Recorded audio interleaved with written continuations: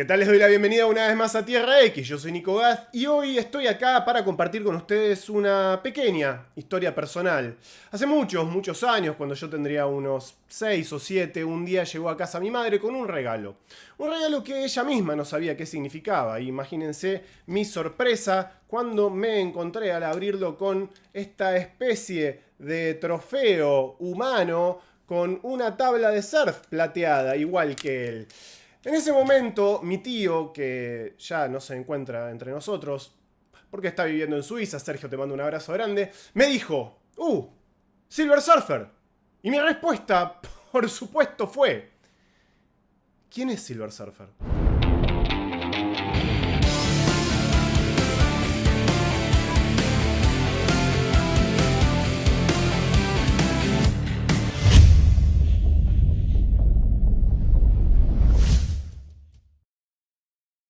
Silver Surfer hizo su primera aparición en Fantastic Four número 48 a comienzos del año 1966. La historia nos lo presentaba como el Heraldo de Galactus, un ser cósmico casi omnipotente que necesita consumir la energía de planetas enteros para sobrevivir. El Surfer es poseedor de lo que se conoce como poder cósmico, que le confiere múltiples habilidades que lo convierten en un ser extremadamente poderoso. Su trabajo era, básicamente, encontrar planetas que pudieran satisfacer las necesidades del semidios cósmico. Al llegar a la Tierra, tanto el Surfer como, posteriormente, Galactus se encuentran con la resistencia de los Cuatro Fantásticos. Durante la historia, el Surfer conoce a Alicia Masters, la novia de Ben Grimm, y gracias a su compasión termina redescubriendo el valor de la vida y, a último momento, se une a los Cuatro Fantásticos para pelear contra Galactus. La amenaza, por supuesto, es detenida, pero antes de abandonar el planeta, Galactus castiga al Surfer poniendo una barrera invisible alrededor de la Tierra que le impide al héroe abandonar nuestro mundo, condenándolo así a vivir con los humanos que eligió salvar. Silver Surfer fue una de muchísimas creaciones de Jack Kirby, que como bien sabemos fue el creador de la mayoría de los personajes más importantes y o populares de Marvel Comics. Si vas a buscar los créditos de su creación, sin embargo, te vas a encontrar con la figura de Stan Lee también. Y si bien es cierto que fue Stan Lee quien le dio la voz al personaje, porque era quien escribía los diálogos en la revista de los Cuatro Fantásticos, en definitiva, sabemos por su propia admisión que este personaje en particular fue 100% idea de Kirby. Para entender mejor esto, deberíamos explicar un poco cómo funciona lo que se conoce como el método Marvel, el famoso o infame, dependiendo a quién le preguntemos, método Marvel para la creación de cómics. De forma sintetizada, lo que sucedía era que el guionista le comunicaba al dibujante su idea, quizás por escrito, quizás de forma oral, a veces era simplemente una llamada telefónica, a veces era un párrafo, a veces era una oración, según el propio Stan Lee ha comentado, y luego el dibujante iba y llenaba las páginas correspondientes de la historia con su propio talento e imaginación. Él tenía que agarrar y estirar, muchas veces llenar muchos espacios en blanco que no le habían sido especificados al momento de idear lo que iba a ser la historia. Cuestión que esto después le iba al guionista, quien agregaba los textos, básicamente, ¿no? Los diálogos, las narraciones, todo lo que tuviese que ver con las palabras de lo que iba a ser la historia.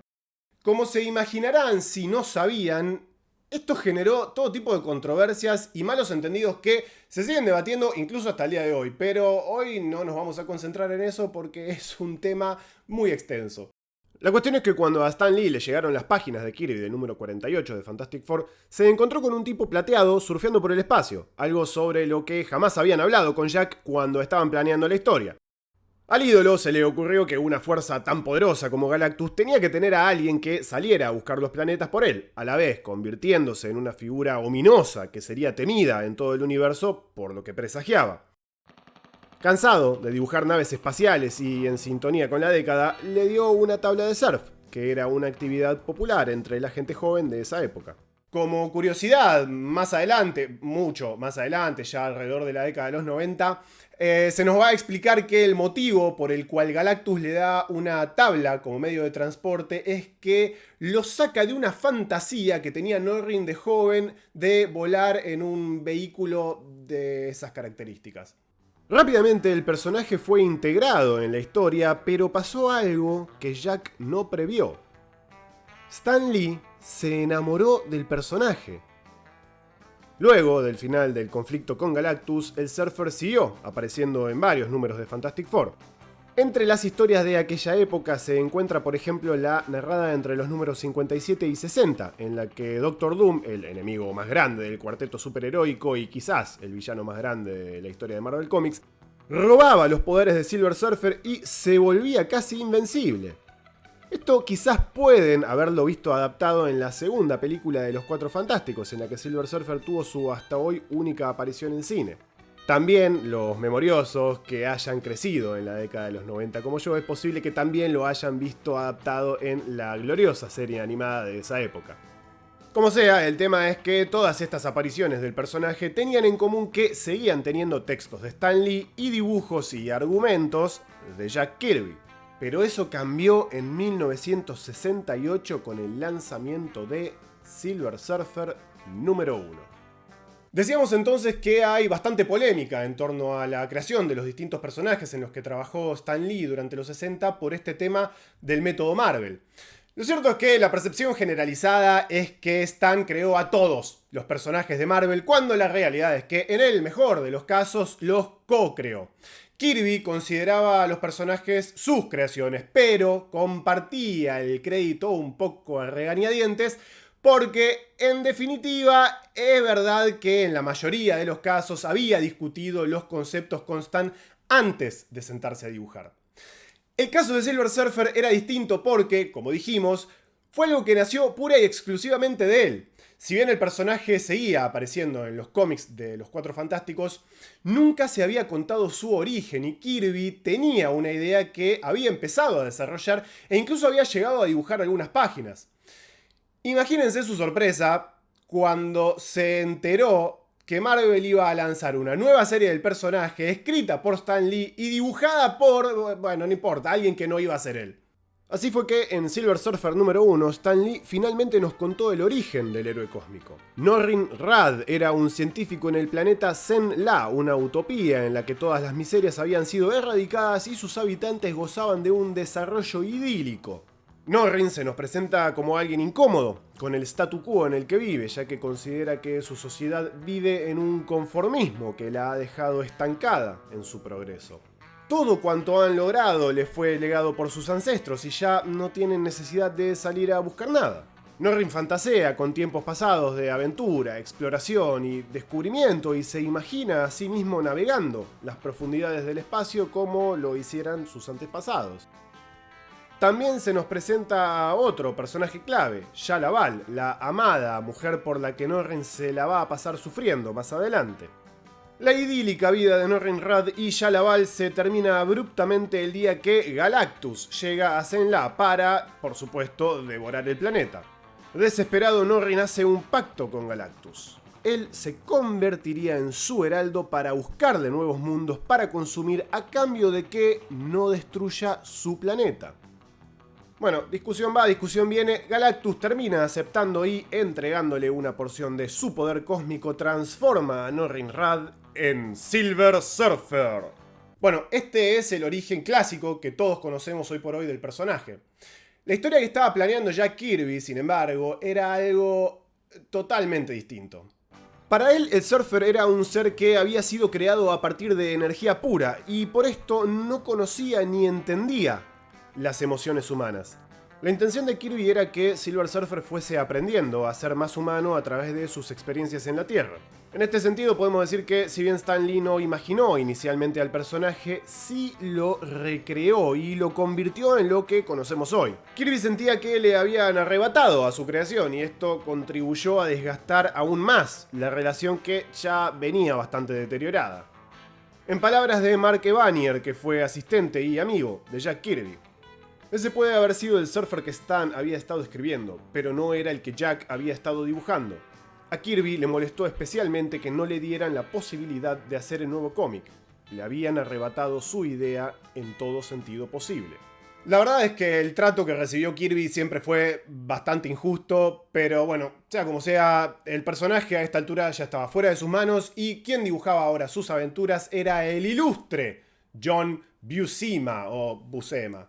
What artist can be better suited to this titanic task than my co-author and good buddy, none other than John Buscema? Thanks, Dad. Más allá de los trasfondos editoriales y dilemas del mundo real, esta serie tenía una calidad general que estaba bastante por encima de la mayoría del resto de cómics que publicaba mensualmente Marvel, y esta es una característica que va a acompañar al personaje en varias ocasiones. A lo largo de la serie tuvimos hitos como el mencionado número 1, en el que se nos cuenta finalmente el origen de Silver Surfer, un número espectacular en el que Stan Lee realmente deja todo en la cancha, y bueno, John Buscema, qué decir. Realmente es un gran número, muy lindo, se puede leer solo y es una muy linda manera de conocer al personaje.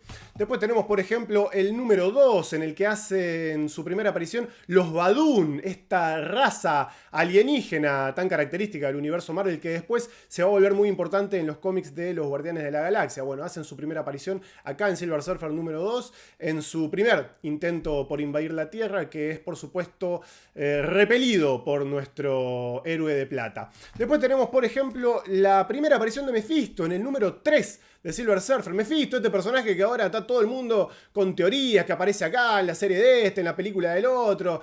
Nada, Mephisto es un enemigo de Silver Surfer, histórico enemigo de Silver Surfer, hizo su primera aparición acá, no sé qué me quieren vender ahora, con Spider-Man, con Ironheart, qué sé yo, bueno, todo pavada, no, Mephisto, enemigo de Silver Surfer, hizo su primera aparición acá, en el número 3. Después tenemos esto palabras mayores, este número 4, que tiene la mítica portada que pueden ver acá, con Thor, esta maravilla de John Buscema en la que enfrenta al dios del trueno con nuestro héroe mirá lo que es esto, es una cosa hermosa. Bueno, por supuesto un engaño, Loki los hace pelear, se lo engaña al Surfer para que se pelee con Thor, porque bueno, ya sabemos cómo son estas cosas. El que más o menos conoce algo de Marvel sabe que las mejores relaciones empezaron todas con una trompada. Los dibujos de Buscema son majestuosos, con viñetas grandes que lucen su arte como en pocos de sus otros trabajos dibujando superhéroes, y la verdad es que Stan también deja todo en los textos. Las historias del Surfer están cargadas de profundas reflexiones filosóficas que Lee escribe de forma muy elegante y sentida. En ninguna galaxia, en ningún confín infinito del espacio, he hallado un planeta más agraciado que este. No existe mundo dotado de mayor belleza natural o un clima más benigno. Reúne todas las condiciones necesarias para ser un paraíso. Lluvias en gran abundancia, un suelo tan fértil como para alimentar a toda la galaxia, y un sol siempre cálido y constante que simboliza vida y esperanza. Es como si la raza humana hubiera sido favorecida por la divinidad entre los demás seres. Sin embargo, en su incontrolable locura, en su imperdonable ceguera, buscan destruir esta brillante joya, esta plácida gema, esta bendita esfera que los hombres llaman Tierra. En Silver Surfer, Stan Lee encontró al personaje perfecto para canalizar su lado más literario, ese que soñaba con escribir la gran novela americana, como él bien decía, antes de terminar escribiendo cómics. Silver Surfer era un personaje trágico, condenado a vivir en un mundo de gente que lo rechazaba, a pesar de que él había sido su salvador. El Surfer termina enfrentándose una y otra vez a lo peor de la humanidad y sin embargo elige seguir ayudando a pesar de eso. Este espíritu noble, la capacidad de hablar sobre la condición humana desde una mirada externa y su imagen de una pureza casi angelical cautivaron a Stan al punto que en más de una ocasión declaró que Silver Surfer era su favorito entre todos los personajes de Marvel. Silver Surfer. I made him a philosophical observer of the world and the universe. And I had him talk in semi-Shakespearean and biblical language, and he became my mouthpiece for how I feel about a lot of things. He would say things like, we live in the greatest planet we could ever want. It has everything. It has clean, fresh air. It has sunlight, moonlight. It has all the water we could need. Most of the planet is water. It has beautiful growing things, all the food we could want, room for everybody. Why do we fight each other? Why do we hate each other? Why is there... What's the matter with us? Are we insane? Teniendo en cuenta esta pasión que sentía Stan, imagínense su decepción el día que se enteró que la serie tenía que ser cancelada por bajas ventas. Ni siquiera el regreso de Jack Kirby como dibujante para el último número sirvió y la serie quedó inconclusa con su número 18. Ahora bien, 5 meses después de la cancelación de su serie, Silver Surfer volvió a aparecer en las páginas de Submariner número 34 y 35, haciendo equipo con Namor y Hulk en lo que se conoció informalmente como los Titans 3. Lo más destacable de estos dos números, más allá de la alianza de estos tres personajes, es que fue la primera vez que alguien que no fuera Stan Lee escribía a Silver Surfer. Pasaron 7 meses hasta que el personaje volvió a aparecer, esta vez escrito por Jerry Conway en Thor 193. 2 meses después de eso volvieron a aparecer los Titans 3, ahora con un nuevo nombre, los Defenders. Sin embargo, hubo un cambio crucial. Doctor Strange tomaba el lugar del Surfer en el equipo. En la historia, el buen Doctor acudía a Namor para reclutarlo en su lucha contra una amenaza de turno y el rey de Atlantis sugería contactar también a sus dos aliados. Justo en ese momento el Surfer quedaba inconsciente al intentar atravesar la barrera invisible que pusiera Galactus alrededor de la Tierra y no podía sumarse a la misión. La verdadera explicación de esto, por supuesto, se encuentra de este lado de las viñetas. Para inicios de los 70, Marvel finalmente superaba a DC en ventas y el rol de Stan Lee pasó a ser el de editor, lo que se conoce en inglés como publisher. Viendo que ya no iba a poder dedicarse a escribir regularmente, hizo un pequeño pedido que se convirtió en una especie de ley no escrita entre los guionistas de Marvel. El pedido era muy simple. Los escritores podían usar a cualquier personaje de la editorial, con excepción de Silver Surfer. Su intención era que quedara en reserva para cuando él quisiera o pudiera escribirlo personalmente. Si bien el pedido se respetó durante bastante tiempo, el Surfer siguió apareciendo, siempre con el incómodo permiso de Stan, como invitado ocasional en varios títulos, pero nunca con serie propia. Uno de los guionistas que efectivamente se tomaron el atrevimiento de usar al personaje fue Steve Englehart. Así fue que Silver Surfer tuvo apariciones en Defenders número 2, 3 y 6 y luego del 8 al 11 y en los números 116 a 118 de Avengers, donde ambos equipos se encontraban. Todas estas apariciones alcanzaron para consolidar la formación más emblemática de los Defenders, con Doctor Strange, Namor, Hulk y, por supuesto, Silver Surfer, a pesar de que las apariciones de este último fueran realmente pocas junto a este equipo. Así fue que durante los años siguientes se lo pudo ver teniendo participaciones esporádicas aquí y allá, hasta que a medida que la década de 1980 avanzaba y la rigidez de Stan Lee comenzaba a aflojarse un poco debido a sus crecientes demandas como encargado de los proyectos hollywoodenses de Marvel, el Surfer empezó a tener cada vez más participación en distintos títulos, hasta que finalmente le tocó una vez más a Steve Englehart hacerse cargo de sus aventuras, esta vez sí, en una nueva serie propia. Esta serie arrancó en 1987 y terminó en 1998 con un total de 156 números entre la serie regular y los anuales. Esta suma total lo posiciona como el personaje cósmico con la serie más larga de la historia de Marvel. En principio esto suena como un logro bastante notable, sobre todo si consideramos que su serie original duró apenas 18 números antes de ser abruptamente cancelada. Pero para ser completamente honesto, no vale mucho la pena leer más allá del número 50, o sea, cuando la serie empieza a ser escrita por Ron Marz.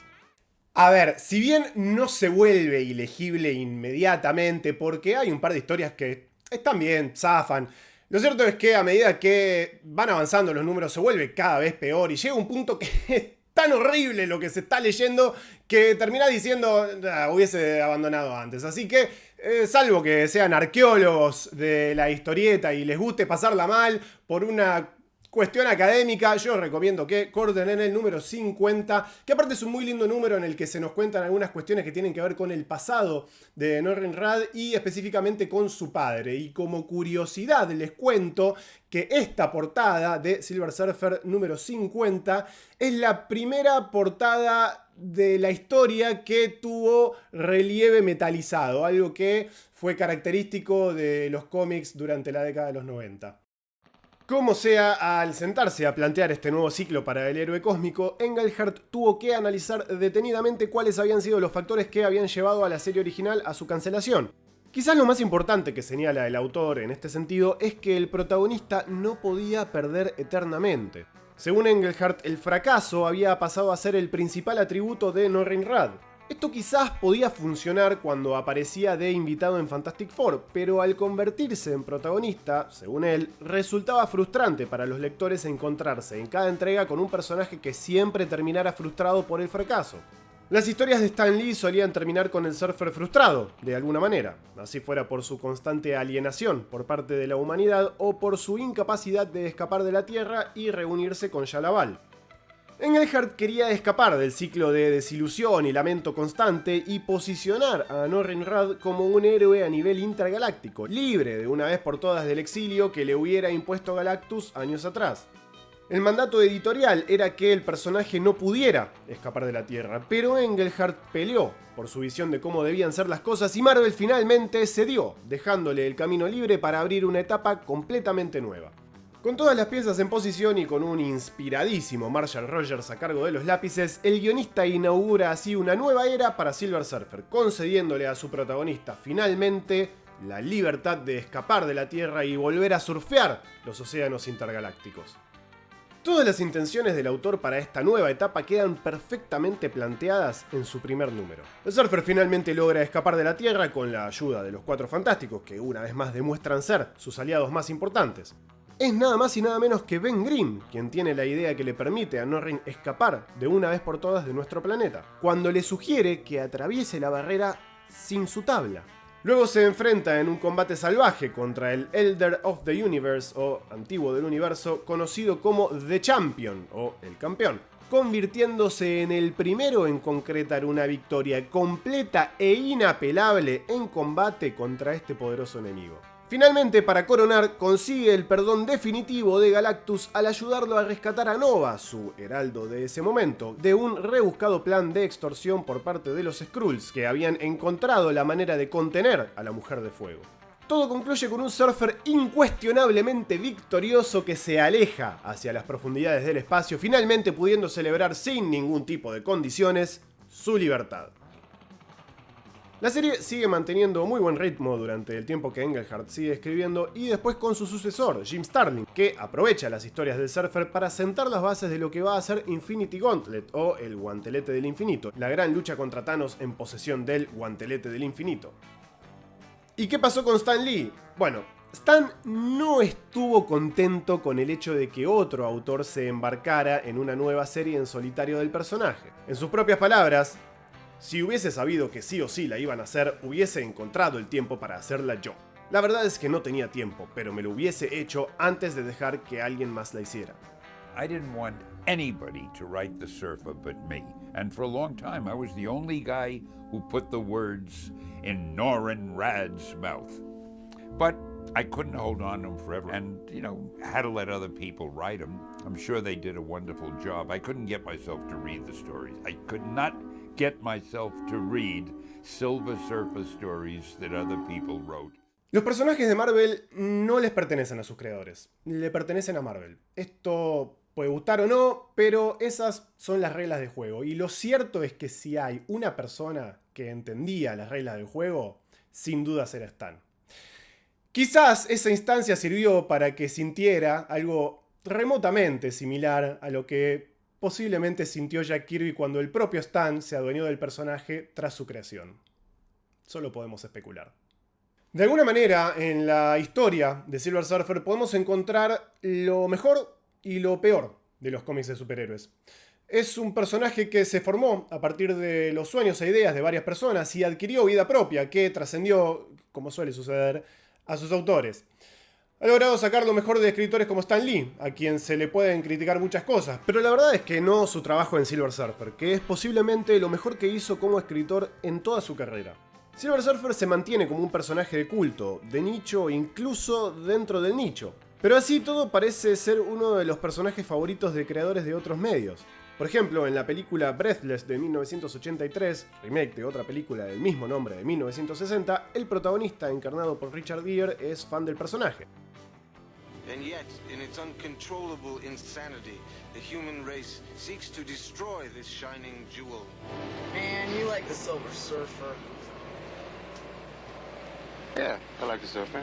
Quentin Tarantino puso una referencia al personaje en una escena de Reservoir Dogs o Perros de la Calle y, según cuenta la leyenda, durante un tiempo estuvo interesado en llevar al personaje a la pantalla grande, incluso llegando a presentarle a Constantin Film, el estudio que tenía los derechos del personaje por aquel entonces, una propuesta de 500 páginas que fue rechazada, entre otros factores, por las limitaciones técnicas de la época.